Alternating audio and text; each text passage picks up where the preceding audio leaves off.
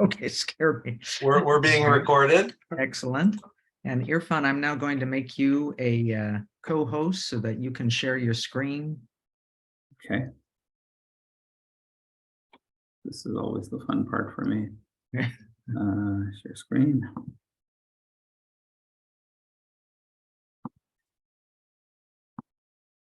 There we go. Excellent. All right.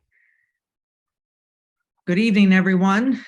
Today is Yom HaShoah, the Israeli National Memorial Day for the Holocaust. It's an opportunity to remember and reflect on the Shoah, and one of its purposes is to educate a younger generation about that tragedy.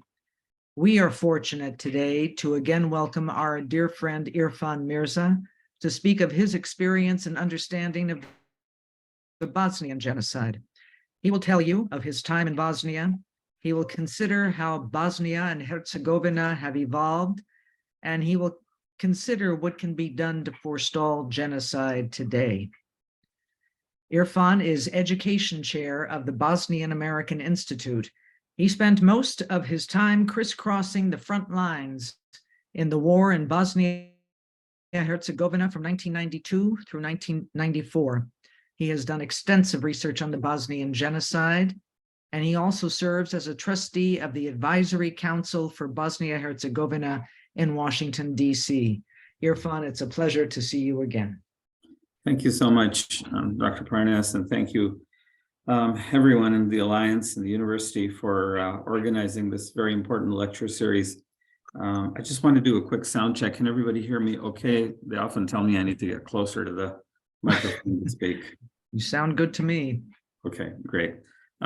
So before we start, I do want to say one of I've been doing this lecture series and participating in it for a number of years now, and this year I do want to point out certainly a very sad moment that we will all miss. Dr. Myrna Goodman and Mac McCaffrey both have been an inspiration for me over the years, just to see their tenacity and sense of purpose and focus and dedication that perhaps I can use as an added incentive for my work and to continue sort of the spirit that they had started of sharing knowledge and information about the Holocaust and genocide. So today we will talk a little bit about something that happened. It seems like an eternity away, and yet in many ways it seems as if it was yesterday, and that is the Bosnian genocide.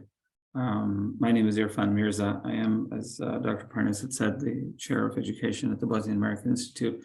I'm also the author of a book called the History of Bosnia and Herzegovina. This book is coming out in its third reading, or third edition, I guess, probably in the summer sometime or late summer. The interesting thing about the book, and I'm not here to plug it, other than to say that the former president of Bosnia and Herzegovina, Dr. Haris Silajic, got a copy of the book. My wife sort of shoved it to him at some gathering of some kind, and he kind of flipped through it, and then he said, well, I want to talk to the author, and he called me over and we talked a little bit, and he said, well, tell me about what your understanding of our history and so on, because I'm not a native Bosnian. I'm not from Bosnia. I just happened to spend a lot of time there and sort of made the cause of Bosnia my central purpose in life. And so I started explaining, my perspective of the history, and then he started challenging me. And through the whole discourse, it kind of went like he said, well, what did you consider the influence of the Goths on the Bosnians? I said, yeah, that's on page 69. And he said, did you think about the Yugoslav royalty? And I said, yeah, that's covered in page 124 or something. And every time he asked me something, I kind of referenced approximately the page numbers. And we got, tactically through the sections of the book. And he said, well, this is the book I wanted to write. And I said, well, here you go. At least, use my bibliography, if nothing else.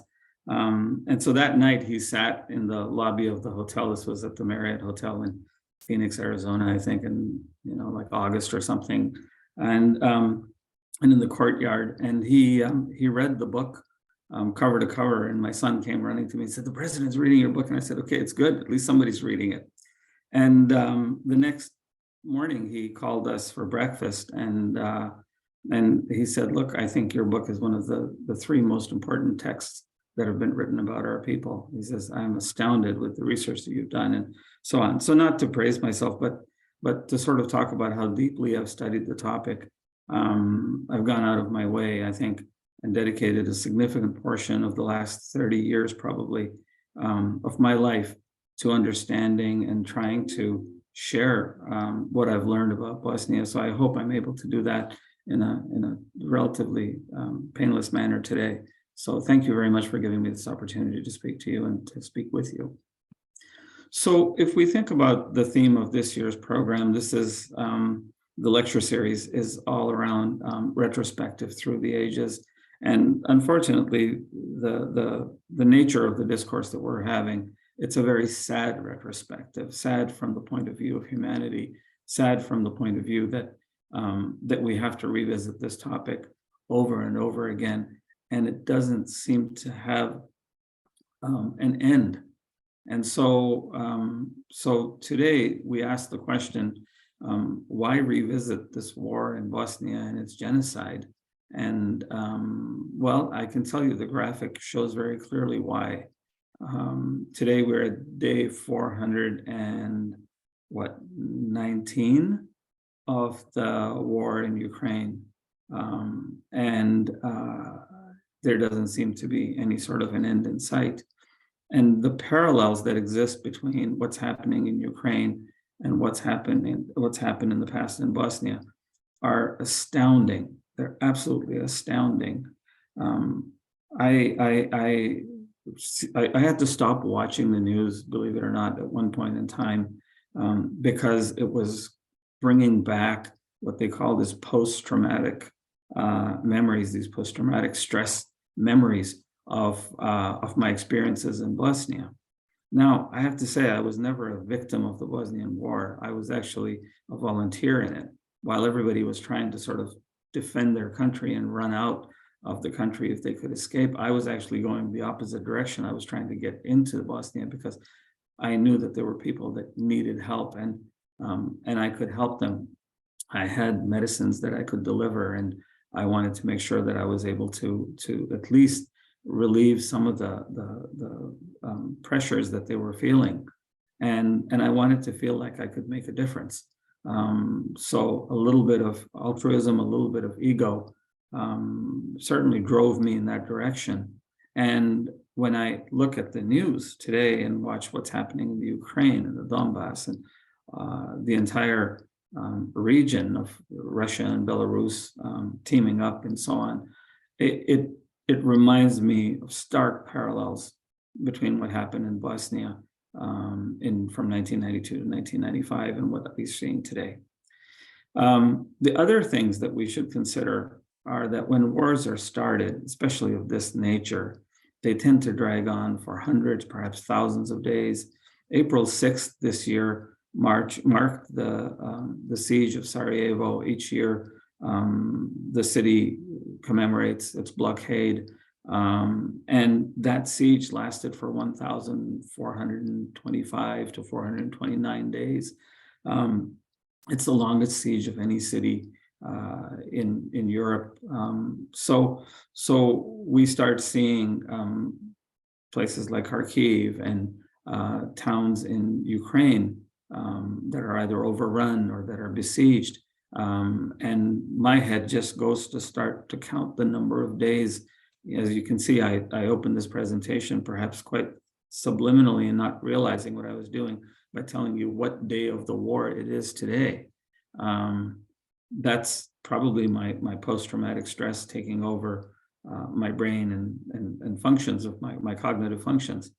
But we also see at 400 days into a war or 1,400 days into a war, the limitations of world powers. While everybody speaks of bringing peace and wanting peace and aiming for peace and having an aspiration for peace and supporting peace, there really is no sense of peace after at least 419 days of the Russian invasion of Ukraine. There wasn't peace all the way for the 1,425 days of the siege of Sarajevo, and much of that also the siege of Bosnia an entire nation.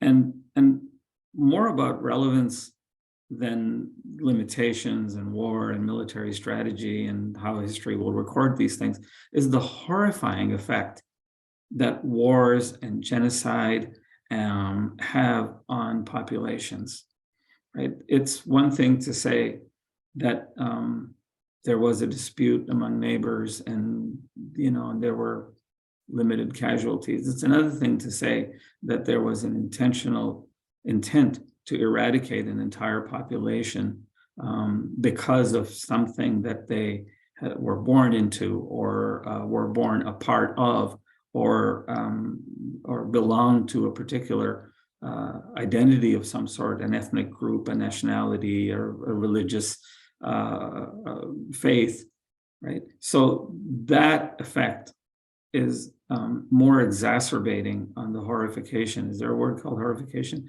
It's more exacerbating on how horrified we feel when we see something like the Holocaust or like so many genocides that we've studied and that we continue to see today.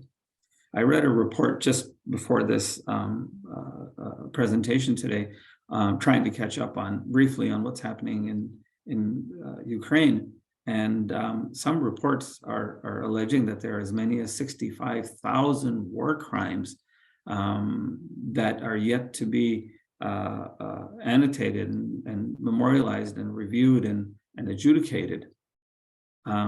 That's a very large number for any judicial system. Imagine your town having to deal with 65,000 parking tickets. Rohnert Park, of all the things in the world, they wouldn't be able to. There probably aren't that many cars in the city. But my point is that if something as complex as a war crime is to be tried, we certainly have got to do a lot better at understanding how we are going to implement justice.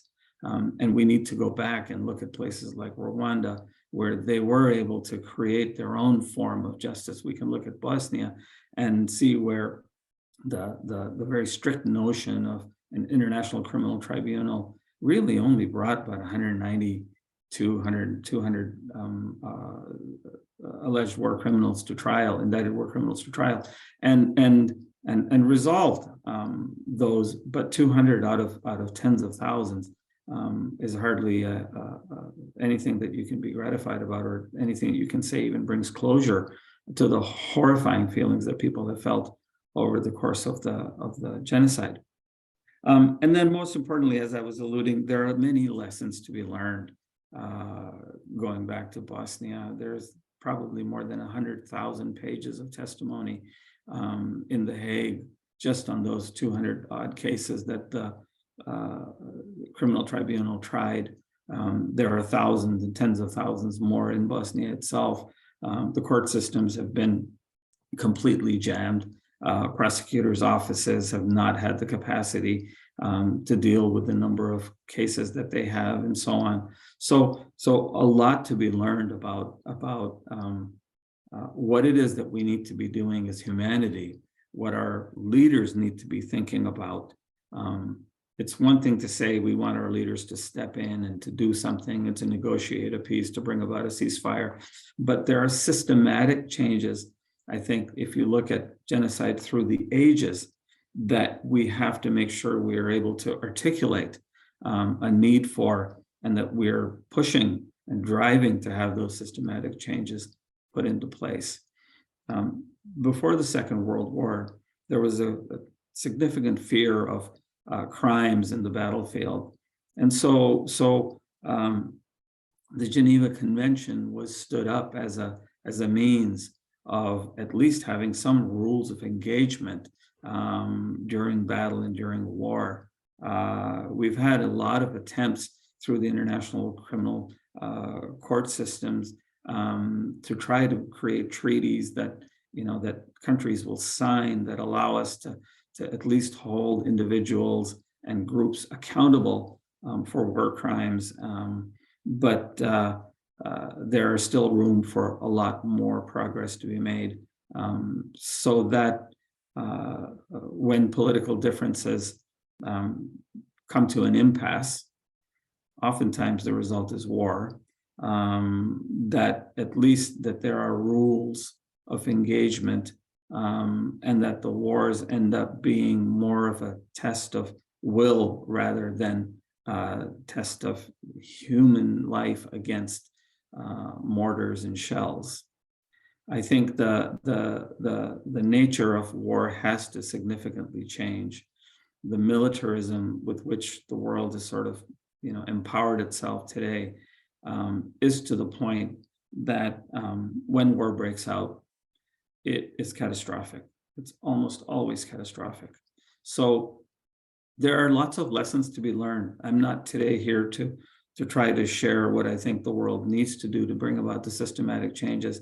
What I do hope is that this conversation we have today and what I share with you becomes a catalyst, a little seed, a little sapling that perhaps we can plant, that then grows into awareness that each of you will carry through your careers, through your education, through your lives, and perhaps create the intellectual ideas and concepts and thoughts that are needed, so that we may bring about important systematic changes as we start thinking about how military powers react when their political outcomes aren't served. Okay, that's enough of me in the soapbox.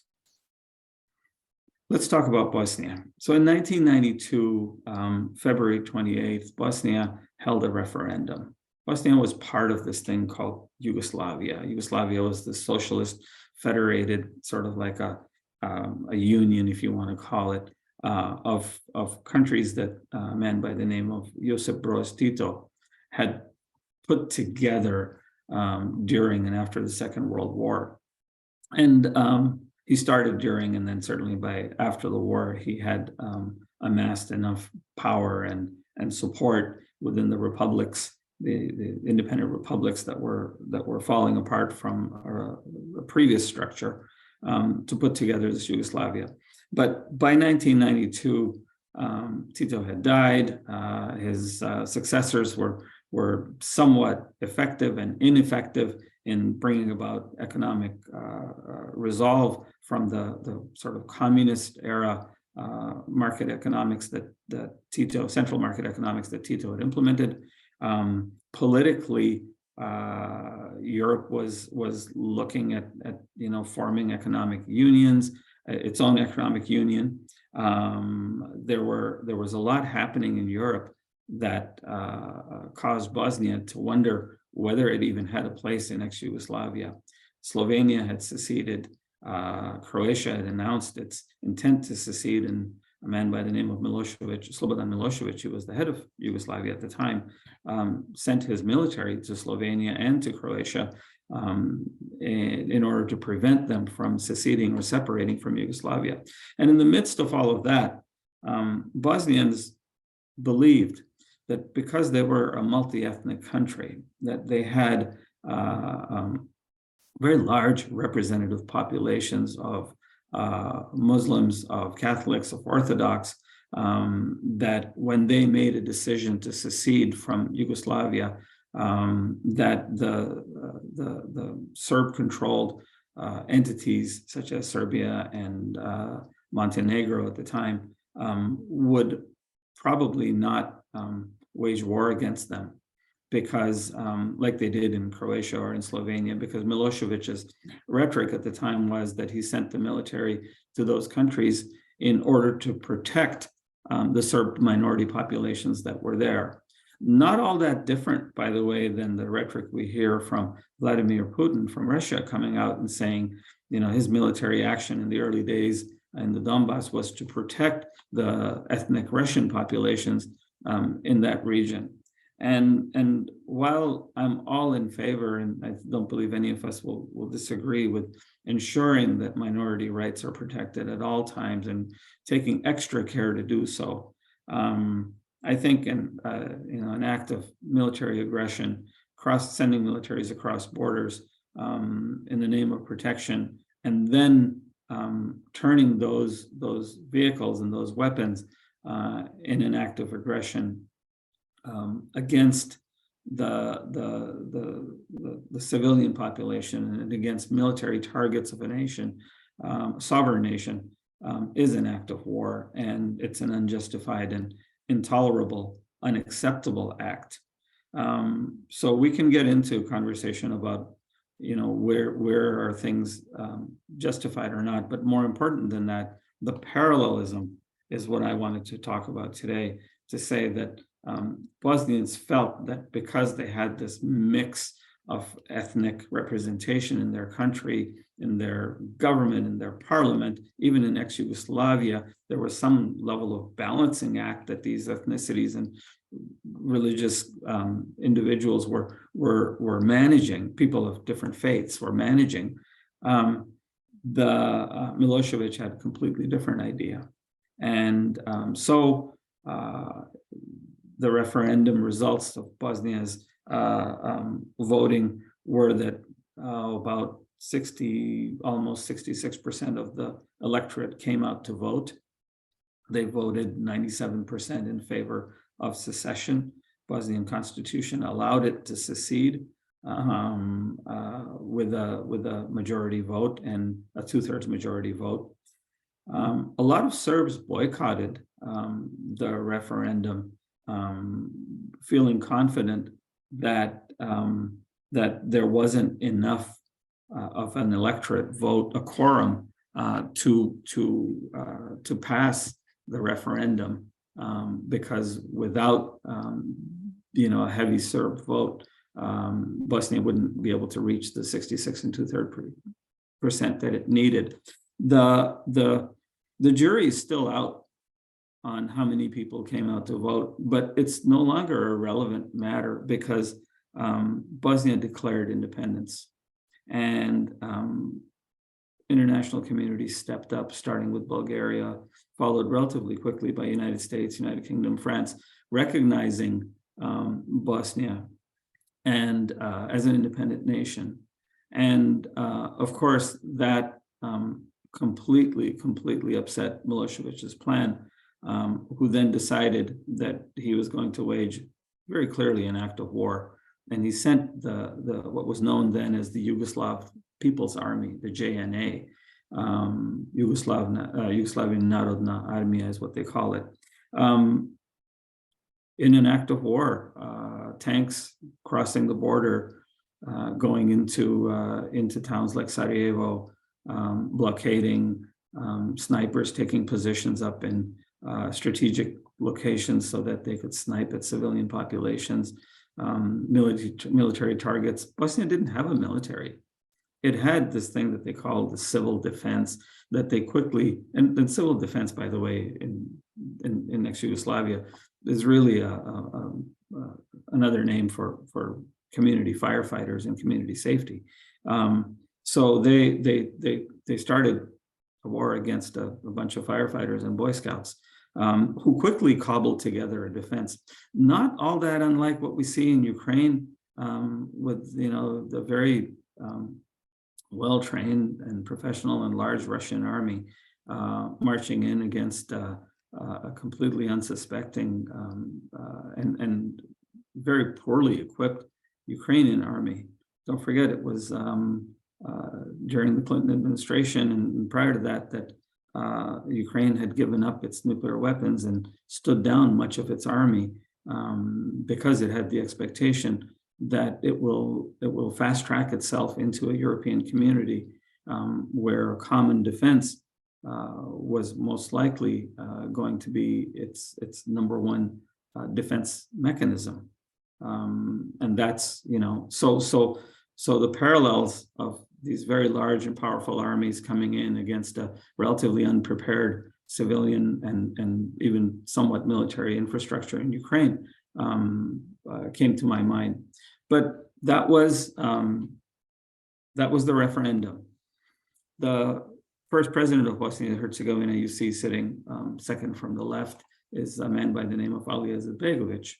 Izetbegovic was generally a pacifist. He believed in peace. He to his very last days, espoused the idea that that his neighbors were not going to turn against him, and that if they did, there would be such a high level of embarrassment on them that that they culturally wouldn't tolerate it. The masses wouldn't culturally tolerate it. Well, he was wrong, sadly. I wish that were the case, but when it comes to dictators and when it comes to military brutality, there is no shame that they won't undergo. And the net result of that act, the act of war, was that for the first time, perhaps in a long time, the republics of ex-Yugoslavia were falling apart. And you can see the republics in two autonomous regions, Vojvodina and Kosovo. These were not republics, but they were actually provinces that Tito had put together, sort of brought together. I want to say more than put together, brought together after the Second World War. And Tito was a very, very capable leader. He led the Yugoslavian forces against the Nazis, but also against the Croatian Ustasha. The Ustasha were Croatian forces that had aligned themselves with the Nazis, and they were in many cases committing the atrocities at a far greater rate of horror than the Nazis were themselves.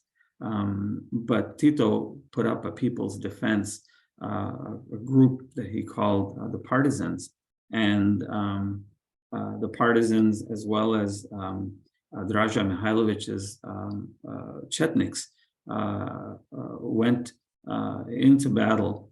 The Chetniks waffled between their loyalties. They weren't sure where they were going to be, where their bed was going to get buttered, to be honest with you. But they and so at some point they continued to change their alliances or their allegiance. Tito, on the other hand, was very, very firm and had a clear vision that he was going to be the representative of the South Slav people, which is what the word Yugoslav means. Yugo is the word South, and Slav is obviously short for the Slavic people who speak a Slavic language. And he's thought that the people of the South Slav region were going to be his focus area.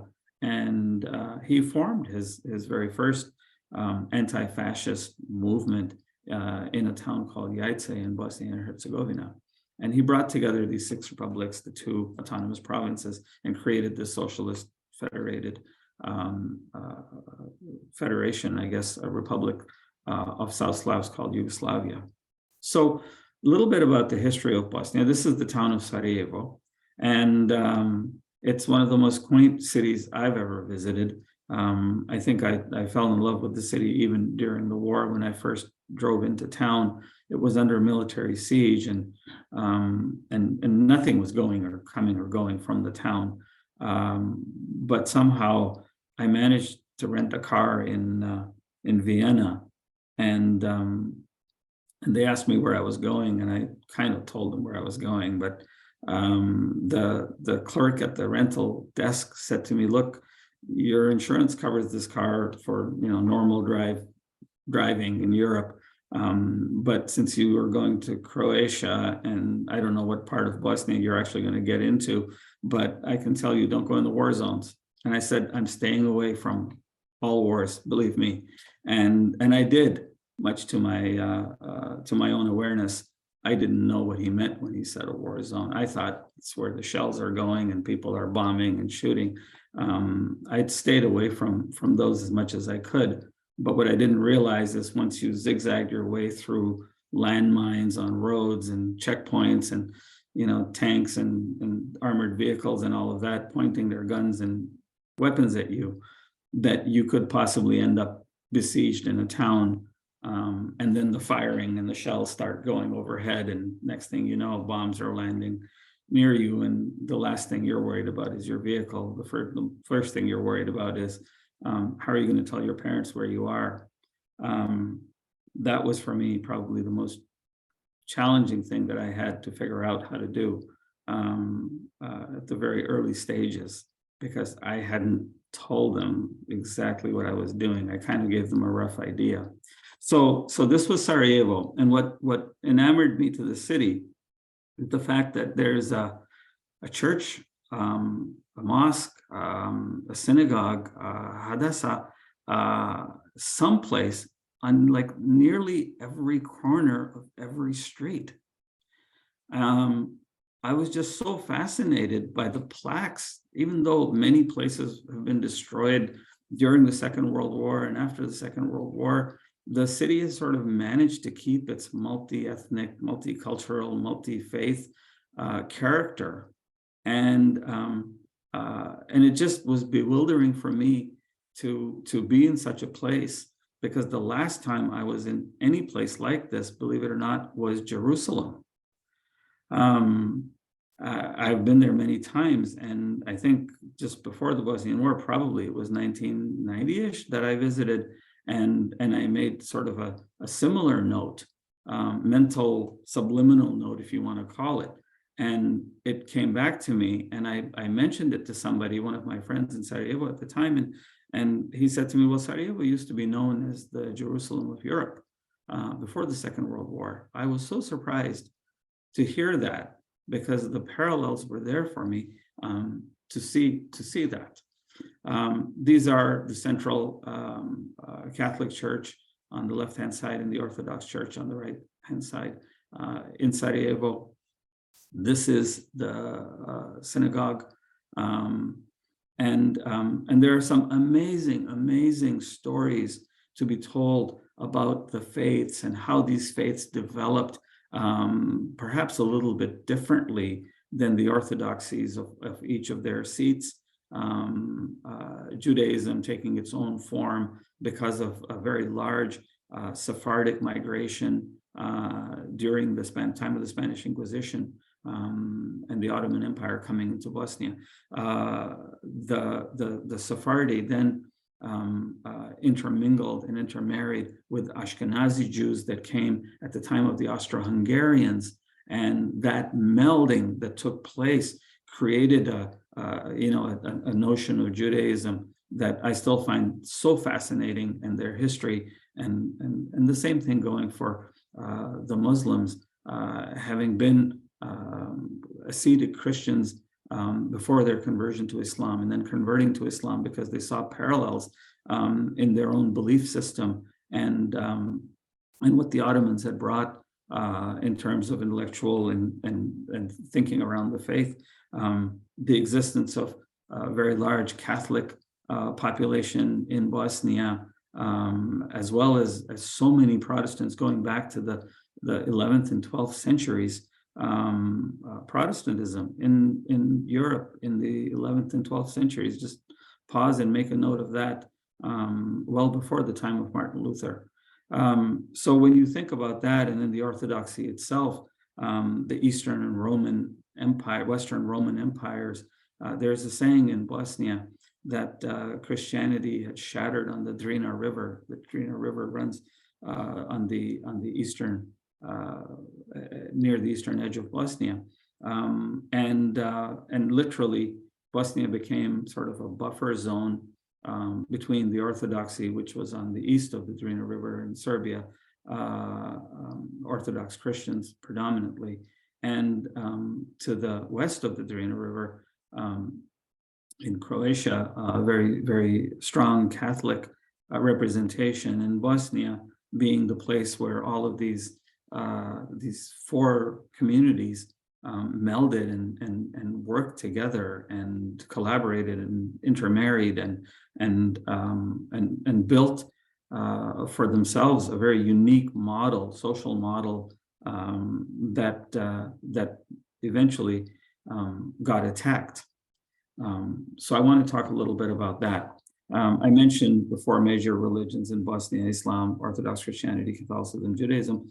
But being communist, there was no shortage of atheists, there were no shortage of agnostics, and no shortage of all those in between, and Protestants of all types.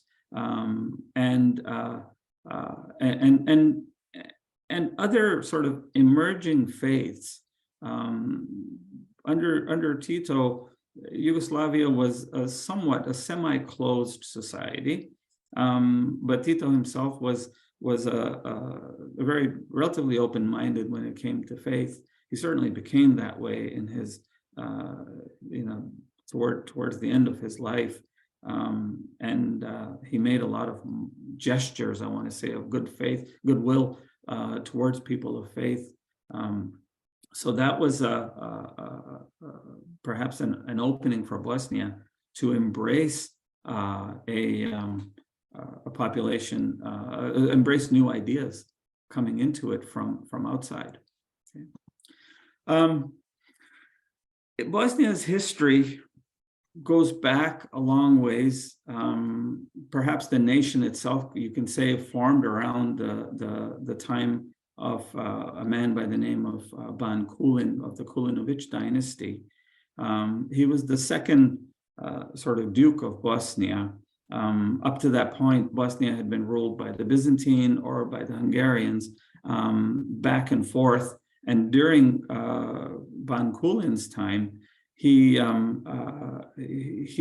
created a sense of autonomy for Bosnia that Bosnians today include as part of their identity.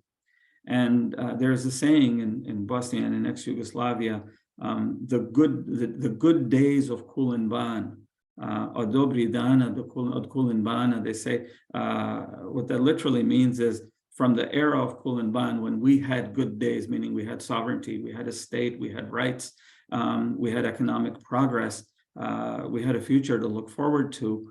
Kulin Ban is largely responsible for that. But there are some interesting tidbits about him that I want to share. I started researching Kulin Ban a few years ago. There's not a lot of literature written about him.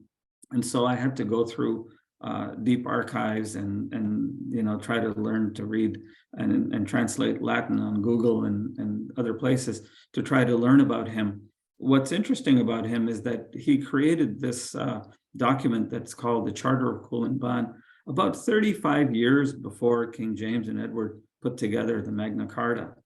We often look at the Magna Carta as the first foundational document that gave people rights. The Magna Carta actually gave the nobility rights, as long as they paid their dues to the king. Kulin Ban's charter, which came slightly before that, gave merchants the right. The merchants of a city today called Dubrovnik, which used to be its own republic, the Republic of Ragusa, in the 12th century.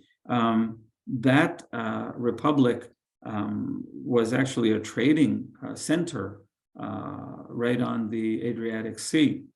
And the galleys and ships that would leave Dubrovnik would go and trade all the way to Jerusalem and to Venice. But what had happened was a man by the name of Salahuddin Ayyubi had laid siege on Jerusalem and conquered it. And one of the outcomes of that conquering was that he had prohibited the people of Ragusa, the Ragusanin, to bring about their trades. He'd also prohibited the Venetians from coming there.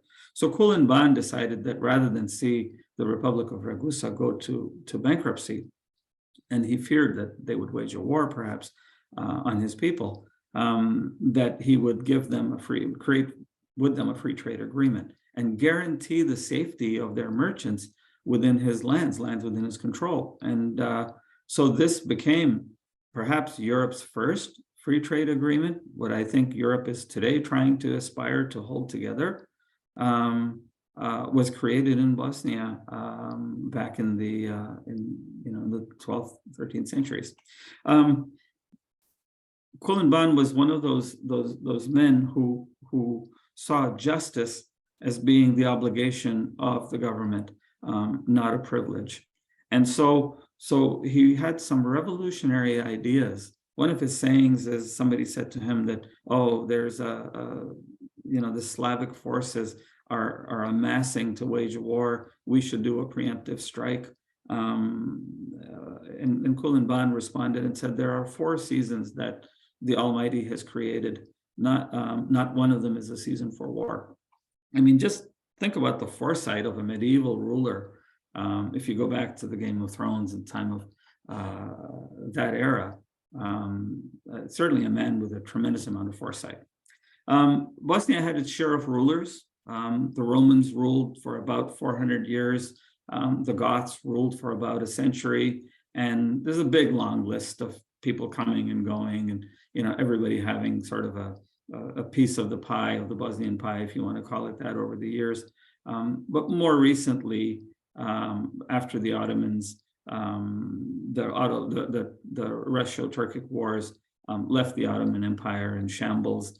The Treaty of Berlin gave rights to the Austro-Hungarians to pick up the remnants of the Ottoman Empire, and they ruled Bosnia for a short period of time. And then the Yugoslav royalists decided that they wouldn't stand for Austro-Hungarian rule. And you all probably know the history of the First World War, where a man by the name of Gavrilo Princip was hired to assassinate the Archduke Franz Ferdinand. Franz Ferdinand was shot in the streets of Sarajevo and killed, and that sort of sparked the First World War, and then history unfolded itself into what we call an era of wars between wars. Certainly, Yugoslavia was at the center of the First World War. It was not far off in the Second World War. As I said earlier, Tito brought socialist republics together, but he did it using military might. He had created and amassed what today we call the fourth most powerful army in Europe. Before the dissolution of ex-Yugoslavia, after Russia, Britain, France, it was Yugoslavia, and whatever order you want to put those in. I'm only placing Yugoslavia in number 4. I'm not calling out the military strengths of the other 3 powers in Europe by any stretch of my imagination. And that military power was used in the 1990s by this man, a man by the name of Slobodan Milosevic, who took over as dictator of ex-Yugoslavia.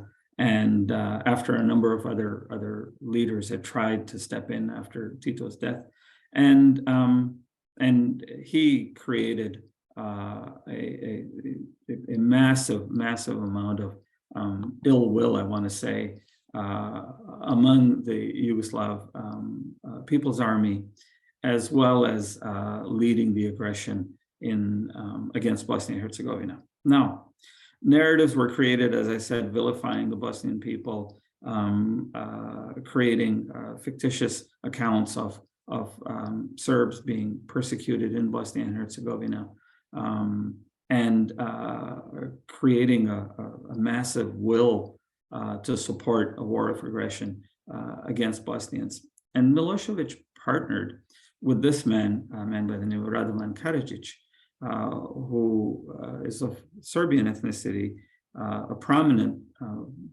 political leader in Bosnia among the Serbian population. And Karadzic, using coded words, called for the genocide, the biological eradication of Bosnia's Muslim population. Milosevic supported him in that. And the result was 2 million people having to flee their homes in what the media called ethnic cleansing, snipers taking up positions in high places, to the degree that this is a picture that I took from Sarajevo, by the way. It was very close to where I had my apartment. You see the circle, the red circle. There are containers that are set up, shipping containers, so that civilian populations could move around in the city, and that snipers would not be able to attack them or shoot them from their positions. Other results of that war, concentration camps set up in places like northwestern Bosnia. One concentration camp, this one known as Omarska, another known as Manjeća. It was horrifying. When the media finally found these concentration camps, it made the cover of Time magazine. It made the headlines of all the newspapers, to the point that President Bill Clinton called Anthony Lake, his national security advisor, and he was president. And they Tony describes it as a breakfast meeting where President Clinton was sitting for breakfast, and he had the New York Times newspaper, and he was reading about these concentration. And he said, "Tony, is it true that there are concentration camps being set up in Europe while I'm president of the United States?" And Anthony Lake said, "I didn't know how to answer." He said, "Yes, Mr. President, it's true. We have reports of it." So my point is that horror came about as a result of war. This is a picture of me while we're talking about my role in this whole catastrophe. I was a relatively simple volunteer. I wanted to go and do good, and I felt compelled to try to understand what was happening, but also to try to make a difference. And this is a picture of me in one of the United Nations bunkers while sniping and shelling was happening. It might not look like me, but this was me during the war. Sarajevo Airport was completely blocked off. There were only, by special agreement with the Serbian military, cargo flights that were periodically allowed to land, and UN personnel were periodically allowed. Diplomats were periodically allowed to go in and out of the city to conduct negotiations and peace discussions. So I took advantage of that diplomatic convoy, that diplomatic corridor that was available, and I went and used it. These are photographs that I've taken during my time in Sarajevo. I carried a small camera with me, and whenever I remembered, I snapped a picture of something I thought might be interesting. These are transporters that we were used to transport international personnel. And the reason we need armored vehicles is because we were shelled and sniped at all the time. This is one of the French drivers that drove me around a lot in this very fast and very agile armored vehicle. It was only for defensive purposes. This vehicle didn't have any attack capabilities, even though it's got a turret where a machine gun could be mounted. UN personnel did not engage in the war. The only time that they fired shots was when they themselves were under attack, and most of the time, even that, they retreated rather than fight back. So that was the mission. But one of the sad outcomes of that mission is that later in the war, mass graves were being discovered. And this is in a region called Bratunac in northeastern Bosnia, where United States and international satellite and high altitude imagery revealed mass graves. And when we went to uncover what that was all about, of course, we learned very quickly that genocide had been taking place under the very watchful eyes and noses of 36,000 United Nations personnel in Bosnia and Herzegovina that were stationed there. And I don't have any qualms in saying this. I was one of them. I think I had called out in 1992 in a report that I had written to the Canadian foreign minister, because Canadian forces were the primary peacekeepers that I had interaction with in Bosnia and Herzegovina in 1992, that there was a genocide that was taking place. And the foreign minister wrote back to me and said, please take up your concerns with the Council of Foreign Relations. That's where all of our decisions are being made. And I thought to myself, I should make a mental note that the first systematic failure of the international community at a time of war and in the time of when genocide is being called out is to defer accountability to a larger body of a political body, such as the Council of Foreign Relations. So long story short, this is the town of Srebrenica. Just outside of it is a small village called Potocari, where they found a field big enough to bury the exhumed 8,372 boys and men. But Srebrenica, while it is certainly the most horrifying of all of the acts of genocide that were committed in Bosnia. Sadly, it's not the only one. This is in the town of Kozarac, in almost western Bosnia. And all of the fingers point back to this man, Slobodan Milošević. There are also memorials being, or mass graves that were discovered in town of Prijedor, and in other municipalities in Bosnia and Herzegovina, perhaps with not as many people being murdered under genocide as they were in Kozarac, Prijedor, and Srebrenica. Milošević was brought to trial in 1999. His trial lasted 7 years, and he died in prison to the point that his trial could no longer continue.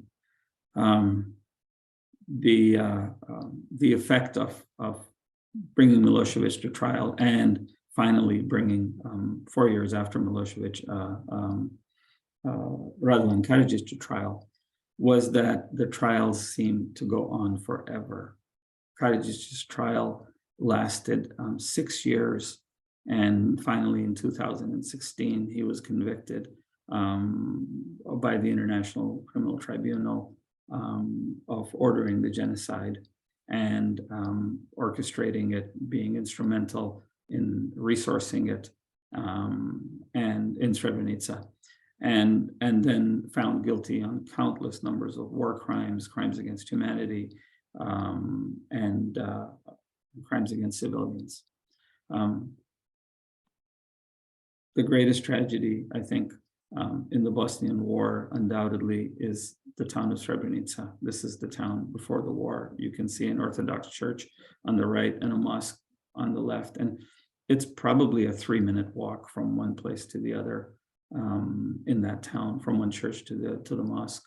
But Milošević and Karadzic were not about to stand for this melange, this mix of ethnic and different faiths that were living together. They were keen on solidifying their military power, and they spared no brutality in achieving their goals. I'm sorry if this picture is somewhat disturbing. This is a picture I took from Srebrenica. Mass graves. I think at this time they had exhumed 600 bodies and were about to bury them, all the way from, I think, 4 years old or 5 years old was the youngest to 92 or 93 was the oldest. What had happened in Srebrenica is that Srebrenica was declared to be a United Nations enclave.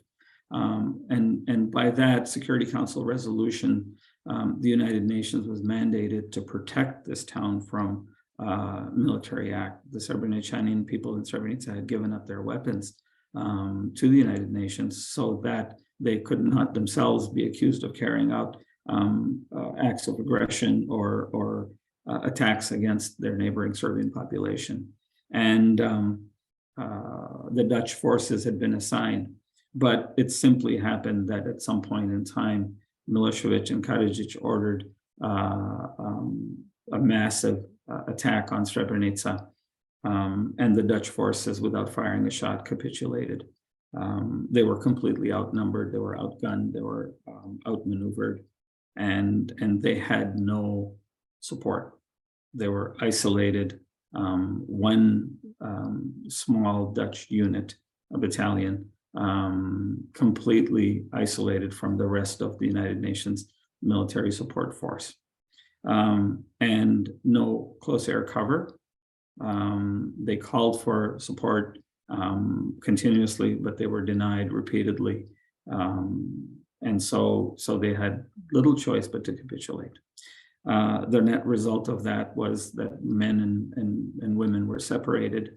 The women were sent on their way. All of the men were taken to fields where they were shot and killed in an act of genocide. To this day, bodies are being exhumed. 30 years later, believe it or not, bits and pieces, remains are found of missing men and boys and children and their mothers continue to mourn and perhaps try to bring some closure. But what I want to share with you through all this tragedy is this is a letter from a note that came out of the White House. It's notes from a meeting that took place between President Clinton, a conversation, and President Jacques Chirac of France. And what's important in this, I want to read a couple of lines to you from this. It's kind of small for me, so let me just get my glasses on.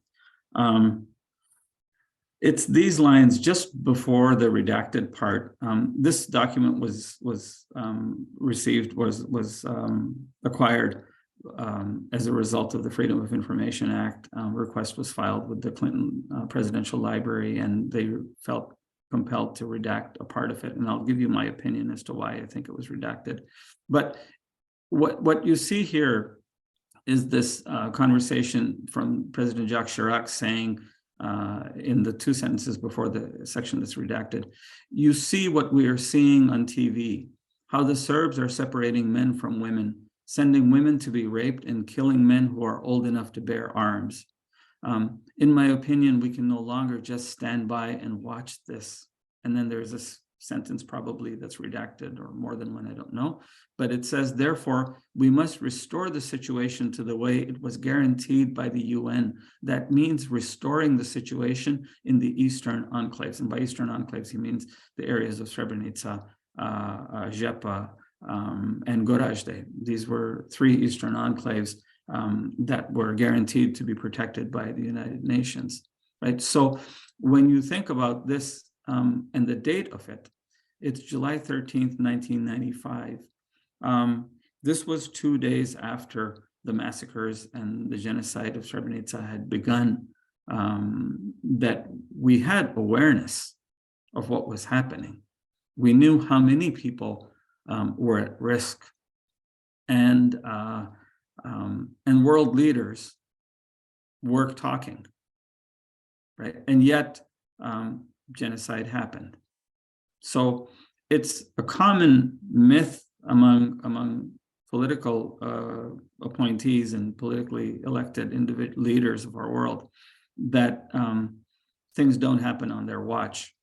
By that, what they mean is that they don't happen while they know about them. Well, this is clear enough proof that the French and United States presidents were talking about what I believe is genocide. And I think the words have very carefully been taken out of this document so that there aren't greater repercussions.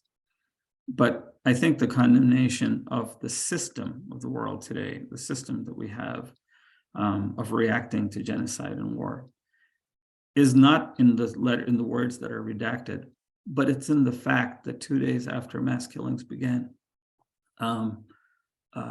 world leaders know of it and yet find themselves handcuffed to the point that they can do nothing, or that they did nothing. These are the enclaves that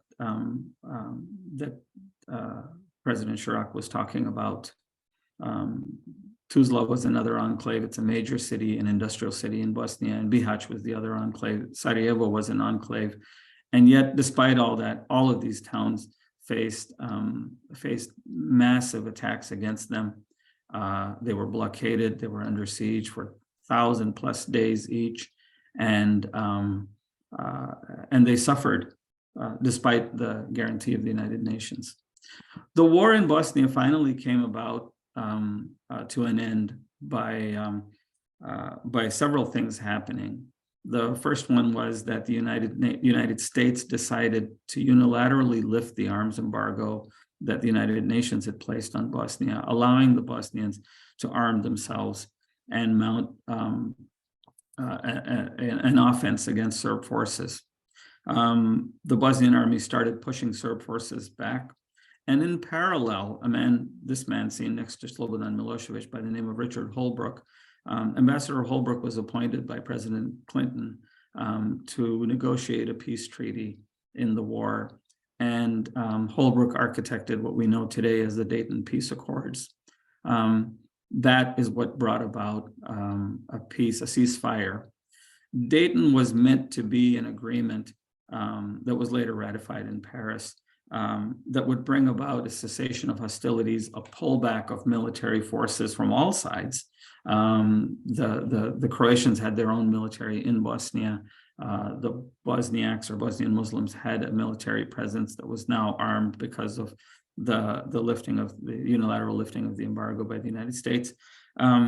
And by lifting of the embargo, it wasn't that the U.S. actually supplied weapons. The U.S. just sort of turned and looked the other way when weapons were brought into Bosnia from places like Iran and Pakistan, countries that were obviously very emotionally connected to Bosnia as they watched the atrocities against their fellow Muslim brethren in the country. So Holbrooke very cleverly architected a peace agreement in the town of Dayton, Ohio, that became known as the Dayton Peace Accords.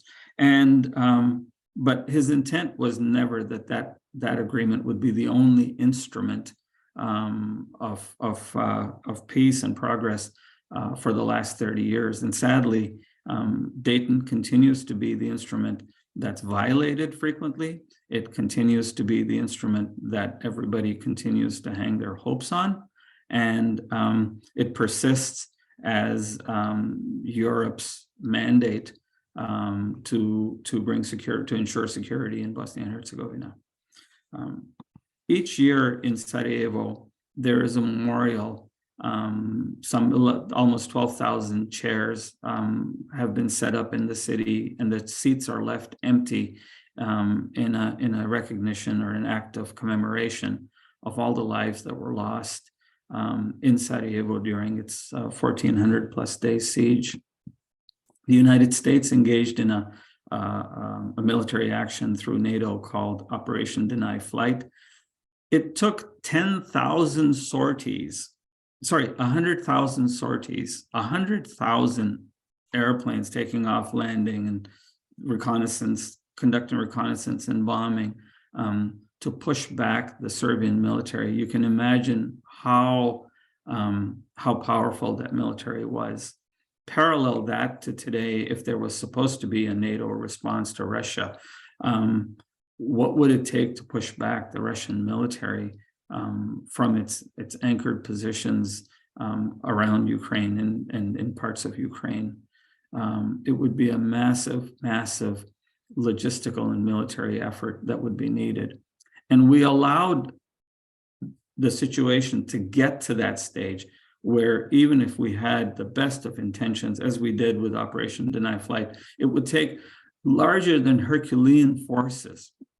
And the biggest force that was at play during Operation Deny Flight was the United States presidential elections were coming up, and Bill Clinton was not going to lose those elections, right? So this was the compulsion to go solve this problem came about as a result of domestic political forces, where the media had brought about knowledge and awareness of the war through so many channels that everybody in our living rooms were seeing what was happening in Sarajevo and in parts of Bosnia and Herzegovina.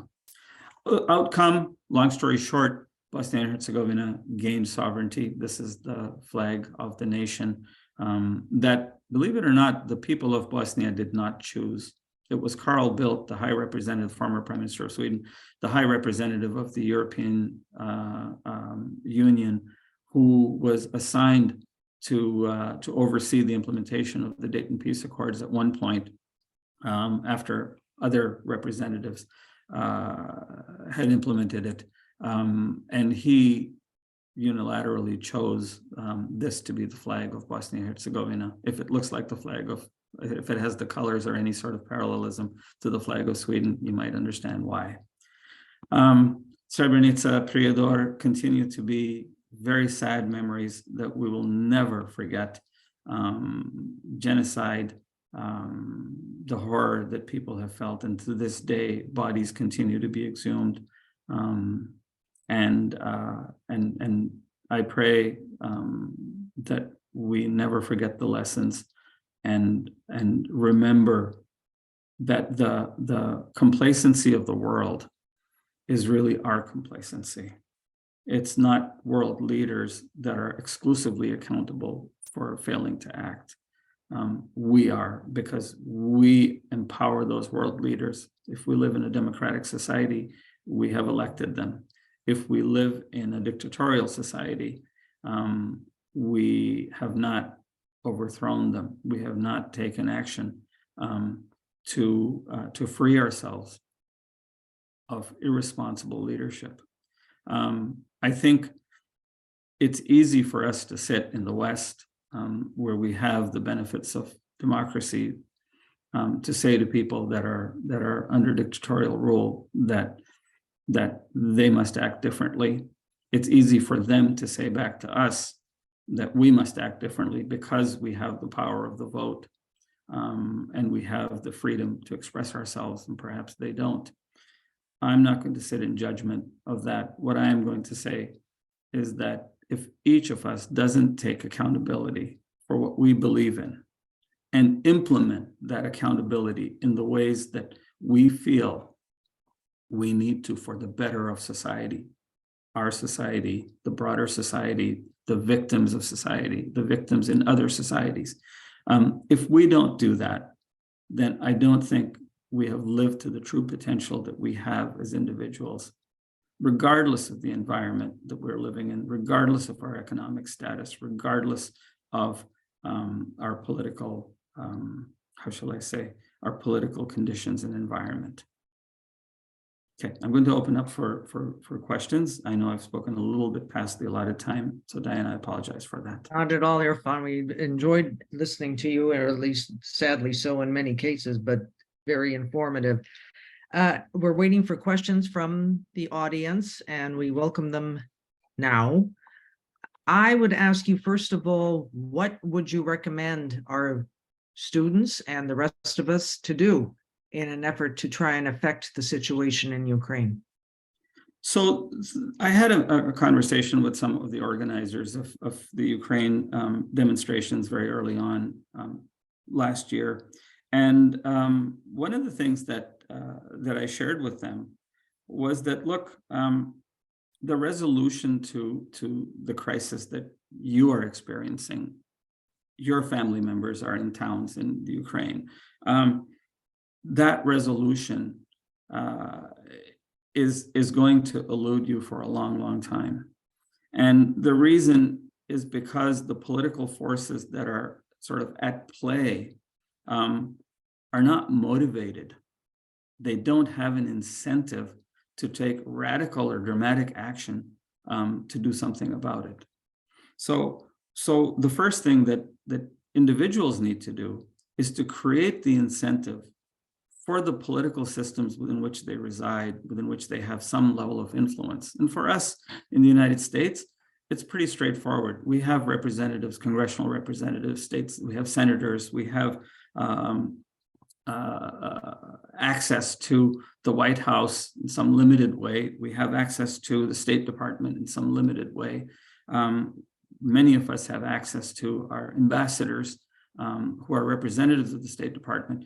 So we have opportunities where we can actually exercise our influence. So to go about to do that, the first thing that you have to do is be aware of what is it that's happening.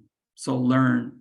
This lecture series is probably the most informative place where you can come and learn about what's happening. The second thing to do is have a position. If you're going to ask a congressman for something, understand what it is that you're asking.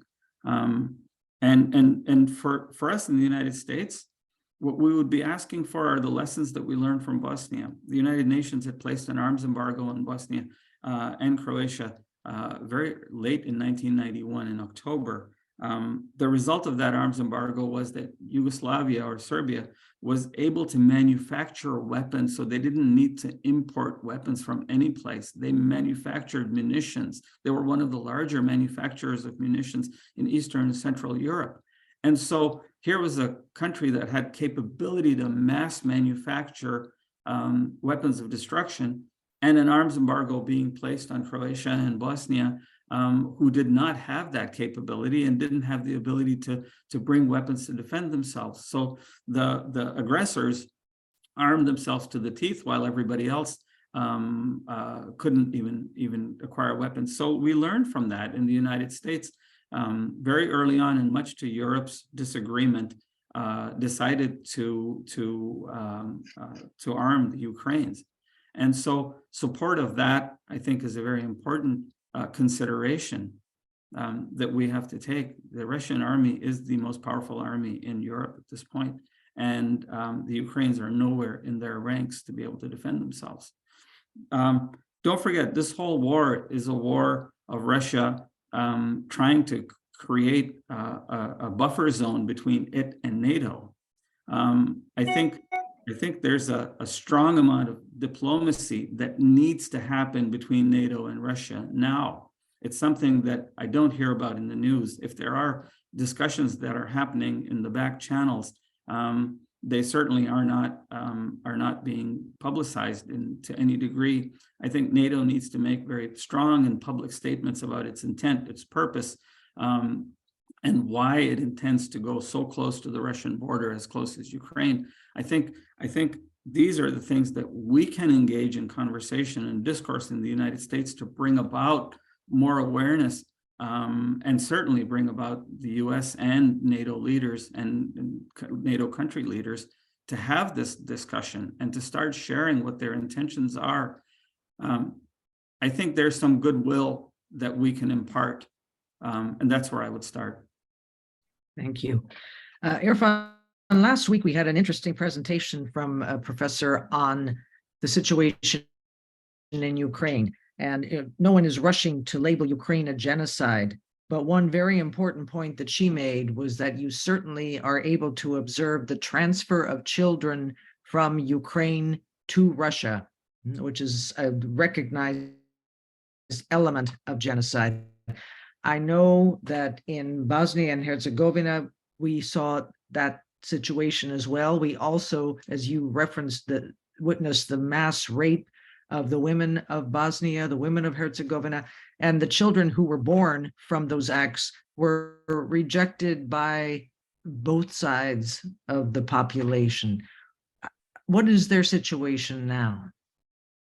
I have, this is a little bit personal for me, because one of the things that I did in Bosnia, I quite accidentally came across victims of rape.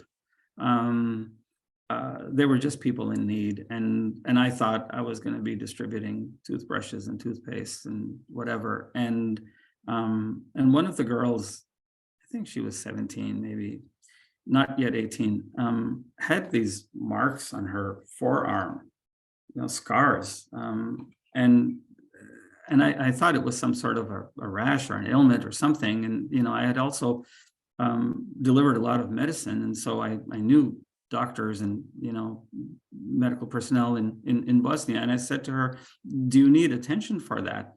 And she said, "No, these are all healed." And I said, "Can I ask you, what is it?" And she said, "This is a scar that I received from a burn that they would put on my forearm every time they raped me." And I have to say, her arm was full. I mean, completely full of these burn marks.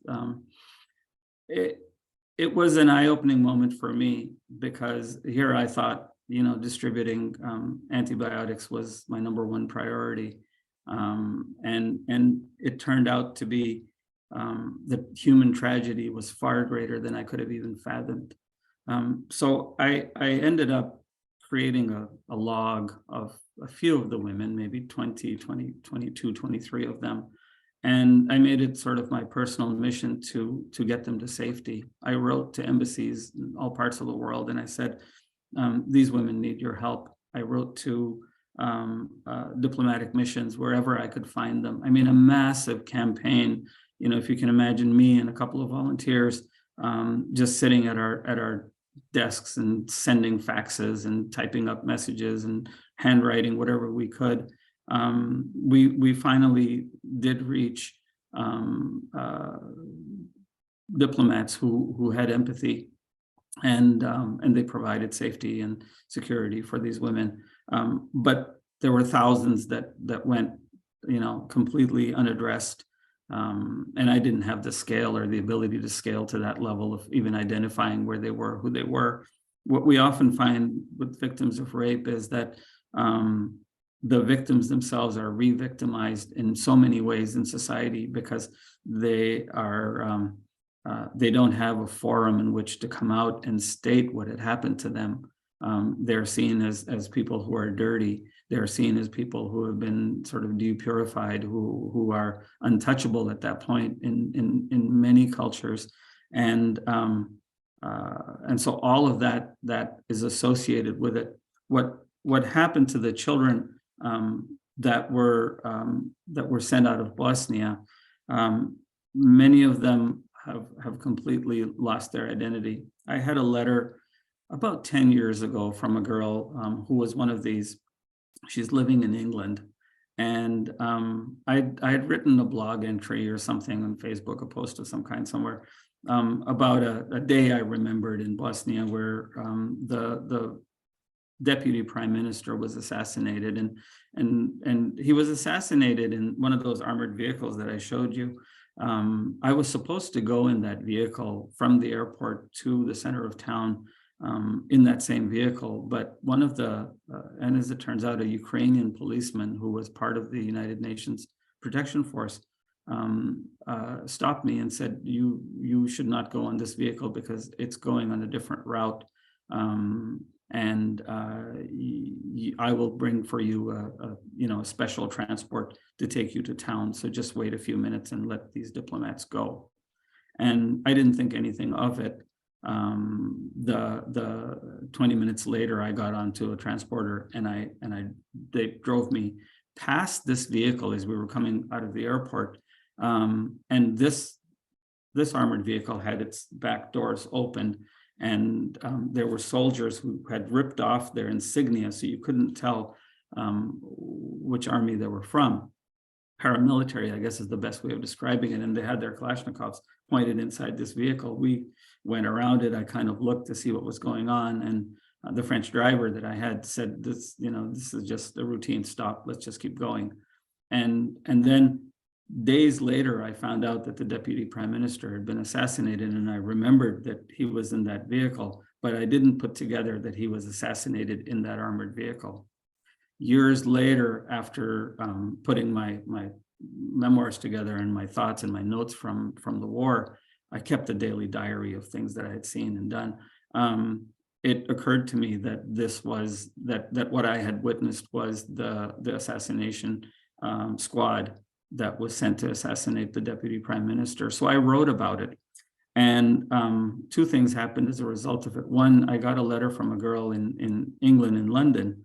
Now this is 20 years after this whole thing happened. So she's probably, 20 something years old, 23, 24, who said, I read your post, and I remember my mother talking about the deputy prime minister being our neighbor. And then she described her own situation and how she's longing for her identity. Her mother passed away, and they reunited. She was able to bring her mother to London to live with her, but her mother passed away when she was still a teenager. And so some 10 years later, I'm receiving a letter from her. The second thing that happened is she was actually friends with the daughter of the deputy prime minister, who wrote me a note. His name was Hakia Turaylich. She wrote me a note also from London, saying that this is the first time that she's read details of her father's assassination to this degree. The case remains unsolved in Bosnia. And so the long answer to, or the short answer to the fate of the children, many of them find unity and comfort in their own kind. With 2 million people being displaced from Bosnia, communities have formed in places like Switzerland and even in England. In the United States, there are some 50 or 60 cities that have taken in Bosnian refugees over the years. And all of them have formed communities and they have outreach. But here's the thing, all of them have been expelled from their ancestral homelands. All of them are disenfranchised, not just physically, but also emotionally destroyed in so many ways.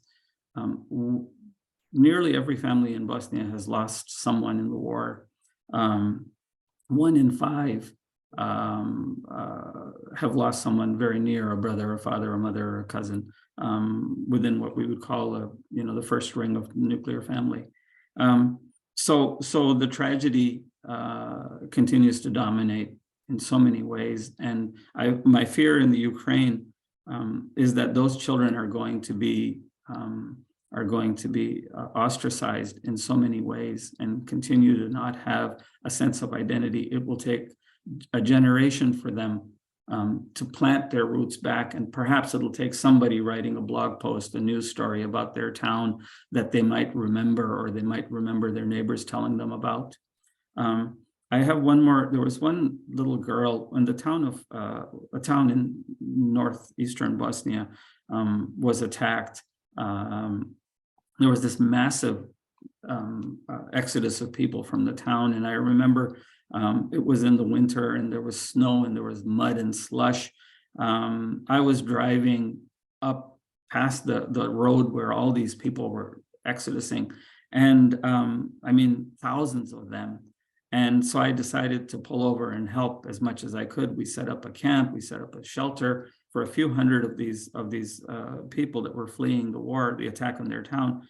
And there was one little girl, about 3, maybe 4 years old, that nobody could locate her parents. And so somebody brought her to me and said, what do you want to do? And I said, I don't have any expertise in this. I don't even know how you think I'm accountable for this. They said, well, you're the only one that can help. And of course, I thought, myself wise enough, I was just learning the Bosnian language. So I said to her in her language, what are your parents' names? And she replied, Baba and Mama. Irfan, it's always a pleasure to see you and to listen to your story, and you bring a unique perspective on the Bosnian genocide. And I hope that our students, I know they appreciate what you've said today, and appreciate as well your recommendations for how they can play an important role in resolving what's going on in Ukraine and in other places. So I will turn you over now to the Alliance. I think for Christine to come on the panel, Steve has to bid us adieu. Oh, there she is. Very much. There we go. So thank you again.